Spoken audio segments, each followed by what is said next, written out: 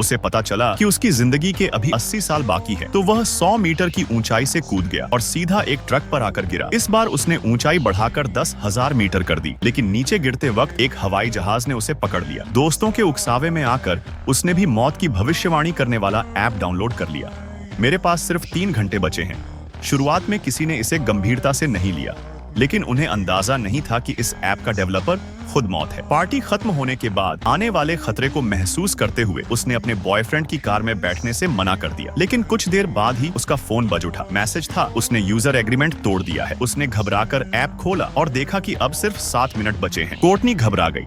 वह सीधी घर की ओर दौड़ी, लेकिन फोन लगातार बजता रहा। उसे लगा फोन बंद कर देना ही हल है, लेकिन फोन बंद होने से मौत नहीं रुकती। नहाने की तैयारी करते वक्त फोन फिर से बज उठा। एक रहस्यमयी ताकत ने उसे हवा में उठा लिया। जैसे ही काउंटडाउन 0 हुआ, कोर्टनी की मौत हो गई। उसी वक्त उसका बॉयफ्रेंड एक कार एक्सीडेंट में फंस गया। एक मोटी डाल सीधे पैसेंजर सीट में घुस गई। अगर कोर्टनी उस कार में होती तो उसकी मौत और भी भयानक होती। अगले दिन बॉयफ्रेंड को अस्पताल ले जाया गया, लेकिन उसने पैर में मेटल प्लेट डालने की सर्जरी से इनकार कर दिया, क्योंकि ऐप के मुताबिक उसके पास 20 घंटे से भी कम बचे थे। मुझे इस पर जरा भी भरोसा नहीं हुआ। मैंने कहा, ये बस डेवलपर का कोई प्रैंक है। वह अपने कमरे में लौट गया। सबने ऐप डाउनलोड कर लिया। सबके पास दशकों की जिंदगी बाकी थी, लेकिन जब मेरी बारी आई तो मेरे पास सिर्फ 2 दिन बचे थे। पहले तो मैंने भी इसे हल्के में लिया, लेकिन इसके बाद जो हुआ उसने मुझे पूरी तरह यकीन दिला दिया। अगले दिन कोर्टनी का बॉयफ्रेंड सर्जरी के लिए तैयार था, तभी उसका फोन बजा। मैसेज आया, यूजर एग्रीमेंट का उल्लंघन। वह उलझन में था ही कि अचानक आईने में उसे अपने पीछे काले कपड़ों में एक आदमी दिखा। मुड़कर देखा तो वहां कोई नहीं था। वह बुरी तरह डर गया।